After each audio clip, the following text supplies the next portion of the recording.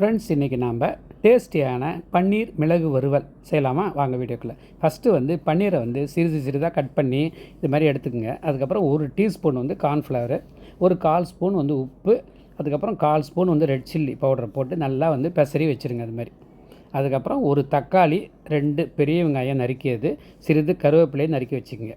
அவ்வளோதான். அதுக்கப்புறமா என்ன பண்ணுறீங்கன்னா, சிறிது கொத்தமல்லி, ஒரு பச்சை மிளகா, ஒரு பூண்டு, ஒரு 7 பல், இஞ்சி வந்து ஒரு துண்டு, இது எல்லாத்தையும் மிக்சியில் போட்டு பல்ஸில் போட்டு அடிச்சிடுங்க.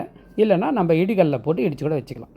அதுக்கப்புறம் என்ன பண்ணுறீங்கன்னா, வானலில் சிறிது எண்ணெய் விட்டு பன்னீரை வந்து இது மாதிரி 1 பை 1 போட்டு நல்லா கொஞ்சம் நல்லா பொன்முருவலாக வந்து வறுத்து அதை எடுத்து வச்சுக்கோங்க. அதே வானலில் என்ன பண்ணுறீங்கன்னா, சின்ன துண்டு ஒரு பட்டை, 2 கிராம்பு, கொஞ்சோண்டு சோம்பு இதெல்லாம் போட்டு தாளிச்சிட்டு, அதுக்கப்புறமா கருவேப்பிலையும் வெங்காயத்தையும் அதில் போட்டு நல்லா வதக்குங்க. வதக்கினதுக்கப்புறம் 1 டீஸ்பூன் வந்து உப்பை போட்டுருங்க.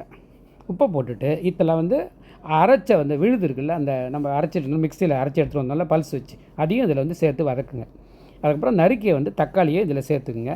நல்லா வதங்கினதுக்கப்புறம் ஒரு 1/2 ஸ்பூன் வந்து மஞ்சத்தூள், 1 ஸ்பூன் வந்து தனியாத்தூள், 1/4 ஸ்பூன் சீரகத்தூள், 1/4 ஸ்பூன் வந்து கரம் மசாலா, 1 டீஸ்பூன் வந்து மிளகுத்தூள் சேர்த்து நல்லா வந்து வதக்கிடுங்க.